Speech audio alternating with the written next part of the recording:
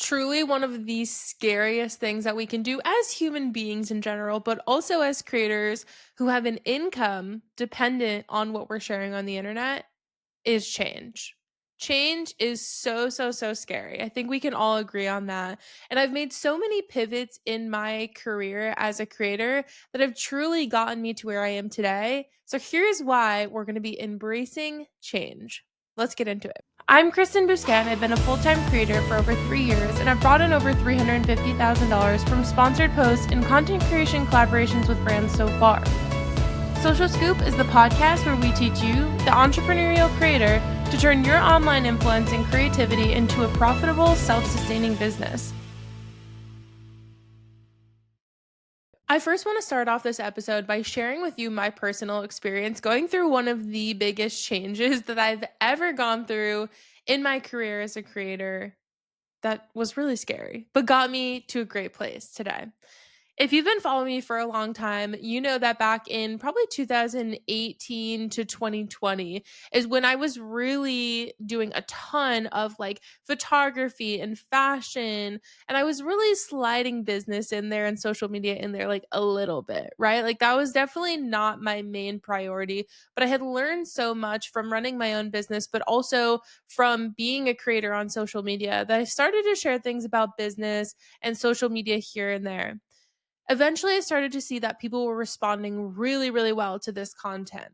And so I started to share more of it. And this is actually how I kind of very organically became a creator coach. I started getting so many questions when I would share these like here and there type of posts about creator monetization and realized I was kind of on to something.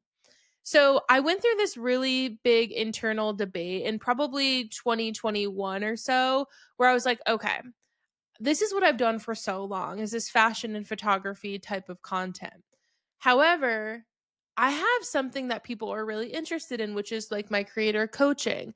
At that point, probably 75% of my income was coming from brand partnerships, and the other 25% was coming from coaching. It was pretty a small percentage, maybe 25%, maybe not even that much. And so I thought, what if I were to put more effort and put more of a focus on being a creator coach? And I changed my content completely. Obviously, that was a crazy scary thing for me to do, but I just had this like idea brewing in the back of my mind of what if, like could I really blow it up if I were to put all my energy into it? Because at this point I was putting not a lot of energy into it, considering I was really dependent on those more like lifestyle brand partnerships, and I didn't want to risk anything to lose those. My biggest fear with potentially making this change was, what if I start posting about being a creator coach and none of these brands want to work with me again? That not only takes away my income, but also takes away all of the experience that I have that I'm is adding to my kind of draw as a creator coach and why people would want to hire me, right? Like if I'm not getting hired from any brands, why would anyone trust me to teach them how to do it, right? So this was like a lot of risk here. And I was very scared to do it for a really long time. And eventually I started to slowly make the change. And I'm at a point today where probably 75% of my income comes from coaching, and that other 25% is from brand partnerships.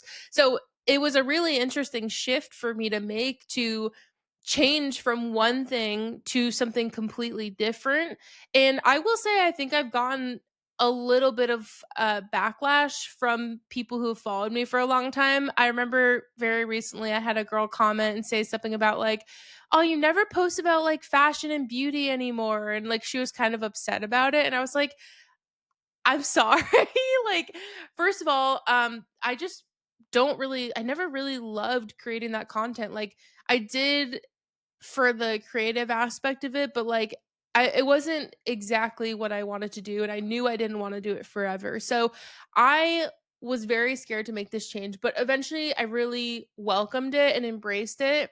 And it's gotten me where I am today. So I wanted to kind of give you that background to help you understand that I've also been through a really big change. And honestly, even if you're listening to this right now and you're saying, "Well, I don't really think I'm like going to be going through any big changes." You just never know. Like we are people, we are humans who evolve and change and grow. It only makes sense that our content is going to change and grow with us. Nothing is going to stay the same forever. So you have to be willing to embrace change in order to grow your business and have a business in general. So today we're going to be talking about why change is difficult, but why it is a necessary evil, and why sometimes change is actually not evil. It is very exciting and we should welcome it, if anything. After having so many conversations with creators about these changes in these pivots that they potentially want to make, I've found that there are a few common fears of what is really holding people back. Number one being losing followers. When I have conversations with creators who say, well, like, I honestly like the content that I'm creating, like it's fine, but I'm not excited about it. I don't want to do it. It's like annoying, feels like a chore. I really want to change it and do this, but I'm so afraid I'm going to lose followers.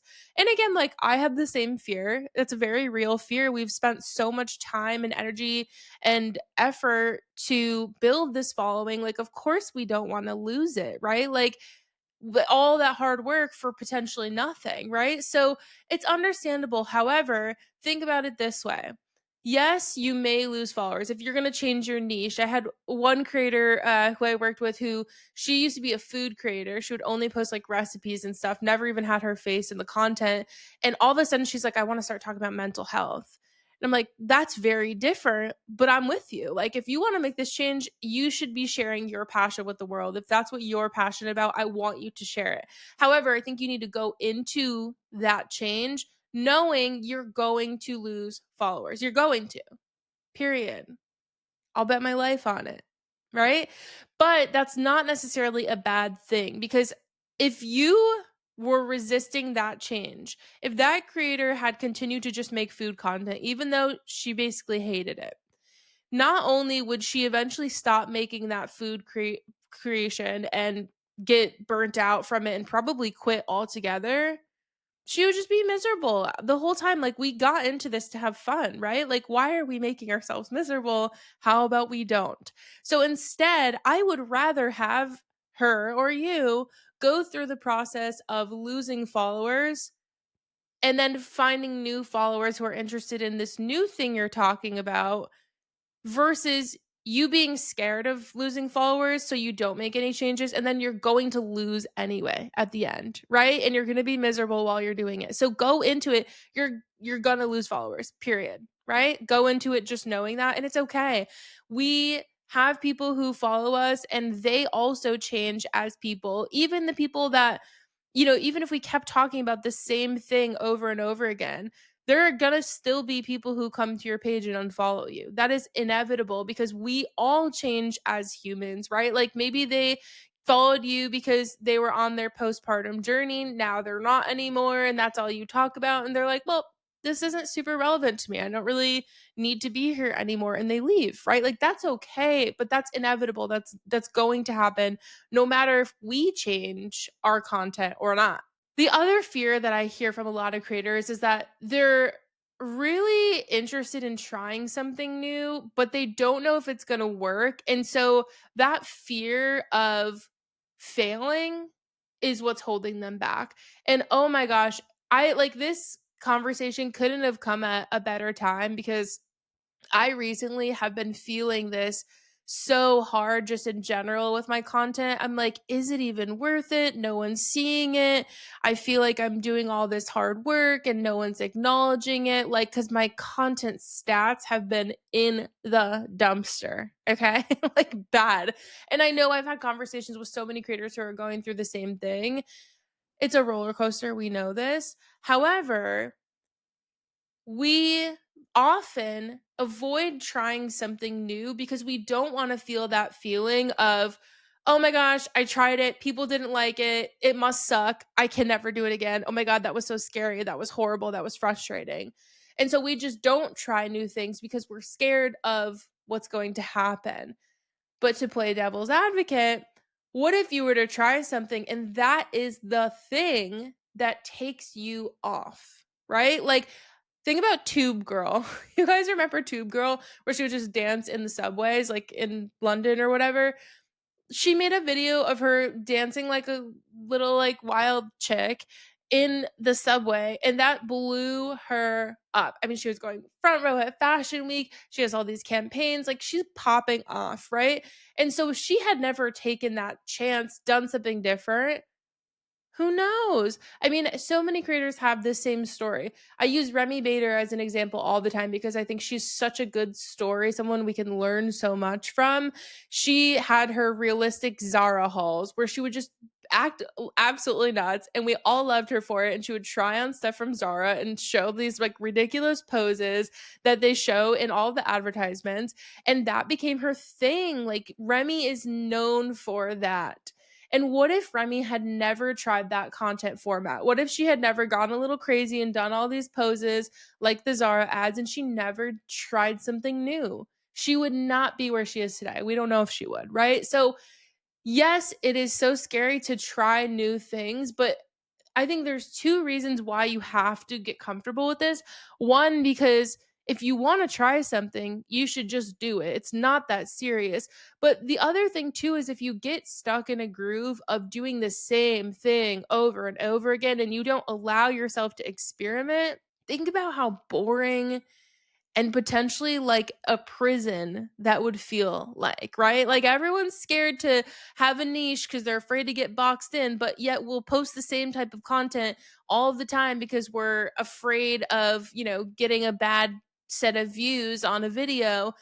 It doesn't make any sense. Like, right, make it make sense here. So I encourage you to try the things that you have floating around in your head. Take those ideas and put them into action and just see what happens. I also think you need to give it time, right? Like, many people try something new and then they do it once, it bombs, and they never do it again. They're like, nope, not touching that. Absolutely not. We're done there. But sometimes you have to do it a few times for it to catch on, right? So give it time, give it the time that it deserves. Respect it enough to let it have a minute, right? Like, let's be patient and just see what happens. So, try something new. It may work, it may not. You will learn from it, if nothing else. To give you an example of this, one huge change, kind of like trying something new change that I took part in the last few years was so scary, but oh my gosh, so liberating for me and truly like made me actually someone who can create content consistently and not go crazy. I very often in the past would create content that was like solely high production content, right? Like, everything was shot with a professional camera. I This is like before Reels, so I didn't really have to worry about professional video, right? But all of my photos were extremely professional. And I would only post this really high production content. Like, I never would post a cell phone photo. That was like I couldn't even imagine posting a cell phone photo, right? Like, I was cuckoo crazy. However, there became a point where every Saturday when I would go to shoot content with my poor husband, who would shoot it for me. He is not a photographer, but boy did he become one. And we would drive each other crazy. Every Saturday, we would have the day ruined because we'd go out to shoot content. I would act like a psychopath. He would be like, Kristen, I'm not a photographer. You need to calm down. And we would just have a horrible time. And so I became the person who dreaded going to shoot content. I always was like, "Oh, let's just try and do as much as we can today because I know we're going to have a bad day today. So let's just get it out of the way. And then I hopefully don't have to do this for another couple weeks. Right." And eventually there came a point where I was like, why am I doing this? This is actually miserable. It is a chore. I'm not having fun. Andrew's definitely not having fun. I have to change something because I can't keep doing this forever. Or I'm going to get a divorce. So I made the change to start creating content that was a little bit lower production. And I started doing that by pushing myself very, very far out of my comfort zone to post more cell phone content. I said, Kristen, everything doesn't have to be a perfect DSLR camera photo. I also, this is when Reels was starting to come out, I started to post more video content. And at the time, I was like, I'm not lugging my heavy camera out to take these videos. I'm using my cell phone. It's going to be what it's going to be. That took a lot from me to stop being in the cycle of it has to be perfect, it has to be professional quality because I was like, I'm not gonna lug my big camera out for this. So yes, this was a very, very scary change, a very uncomfortable change for me. But now I'm at a point where I don't post really any high quality content. I use my cell phone for 95% of the content I create. The other 5% is created with the Osmo, Pocket Osmo 3. And that's just a very new change that I've started to make. But truthfully, it is, like I said, very liberating to not have everything have to be perfect. It's much more sustainable for me. I can spend way less time creating content, more time actually connecting with people and doing things outside of social media that I want to do. And this was a necessary change for me. If I didn't make this change, I honestly don't know that I would still be a creator right now, today. Now, there is this real, like, human aspect to change that I think we do have to discuss a little bit further. Personal growth and evolution are such a natural part of our lives as people, obviously, as creators as well. So I think going into creating content with the mindset of it's okay to change. Things are going to inevitably change. I'm going to change. People are going to unfollow me. I'm going to unfollow other people. I might have someone I'm super good friends with, and then we don't talk for a really long time. Like, unfortunately, in a lot of cases, this is the reality of life, right? Like, this is not any different just because we're on the internet putting out content and, having a personal brand or a business. It's just human nature. So don't lose that in this conversation. Like, this is inevitable no matter what job someone has. It's not just us. Now, when I started to make this big change that I talked about at the beginning of this episode of going from influencer to creator coach, one of the biggest, scariest changes that I've ever made in my life, it has truly opened up so many new opportunities for me that I think about it now. If I had not made that change, I'm like, wow, where would I be today? It really is so crazy. I don't think I'd be making the same amount of money that I do today. I don't think I'd have the same connections that I do today. I don't think I would have the same connection with my audience that I do today. It is a totally different ball game from what life used to be. And again, very scary change, but truly one that got me to a place that I'm so happy at.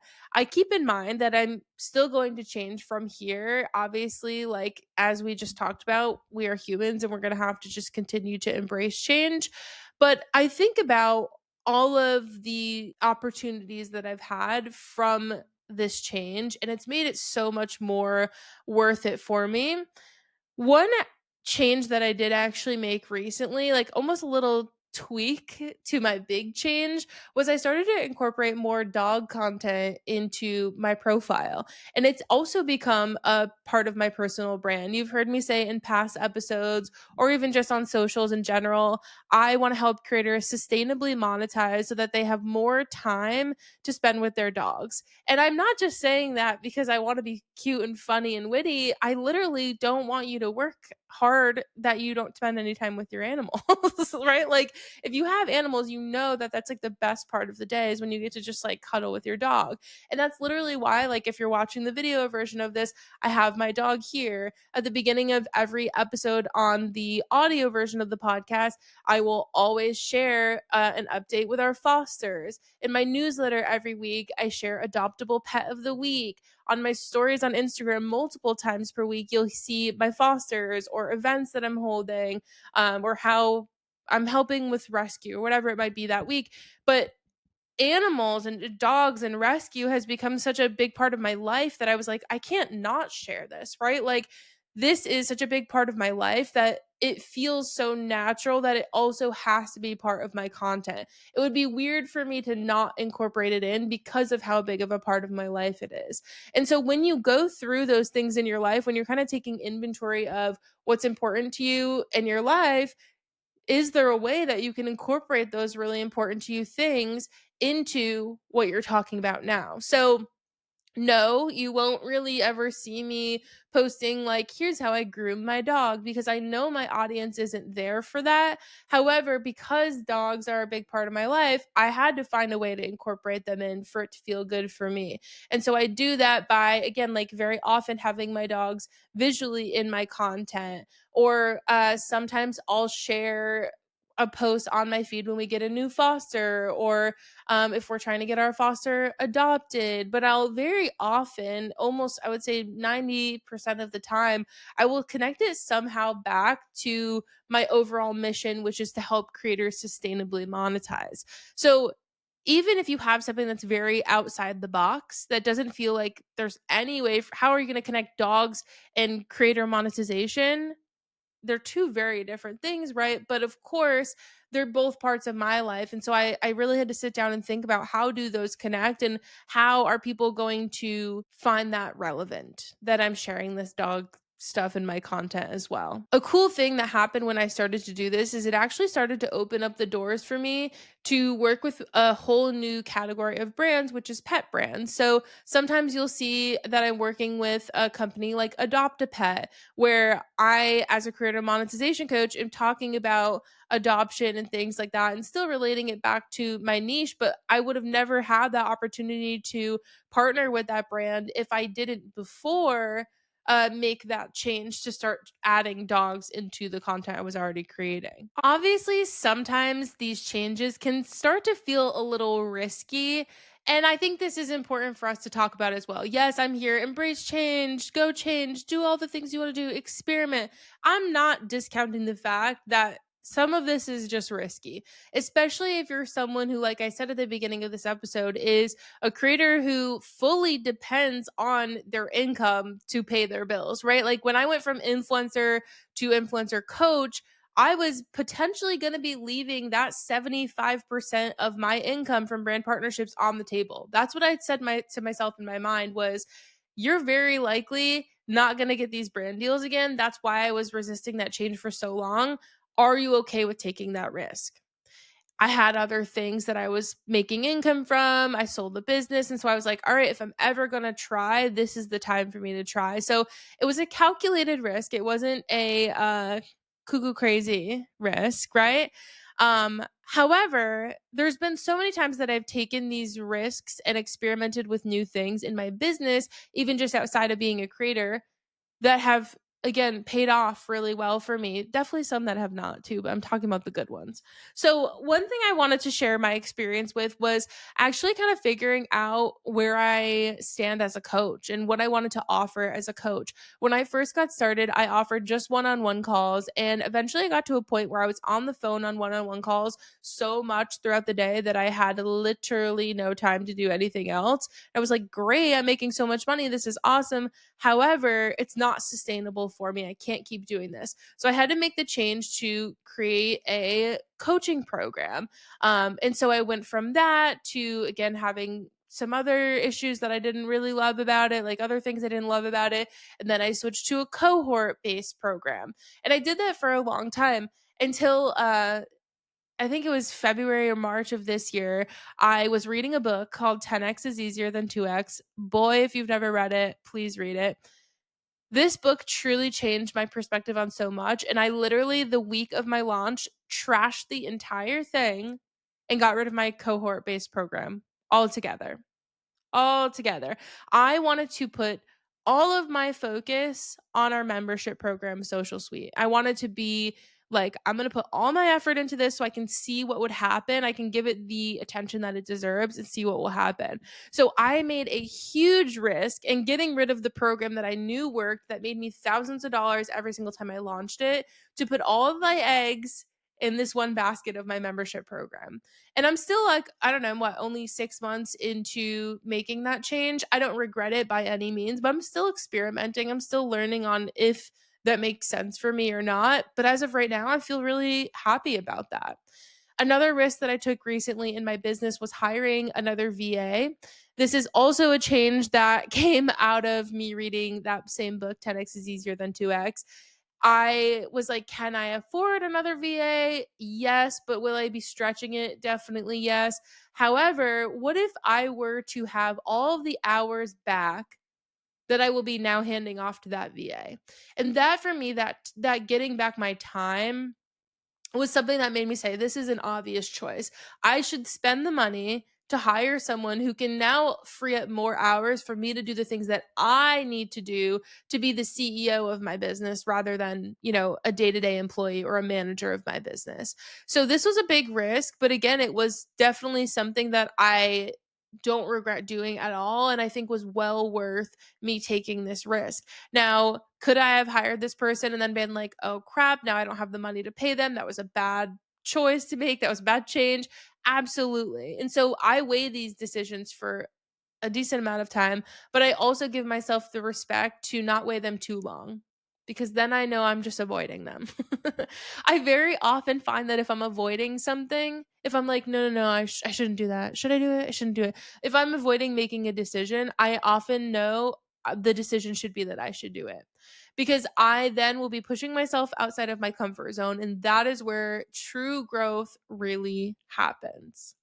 So I hope this episode really encouraged you to take some chances, take some risks, make changes, and get comfortable and embrace change. We're all going to go through it in every aspect of our life, especially as creators. And we have to just learn to be comfortable with that. I hope you guys love this episode, and I'll see you next time. Bye.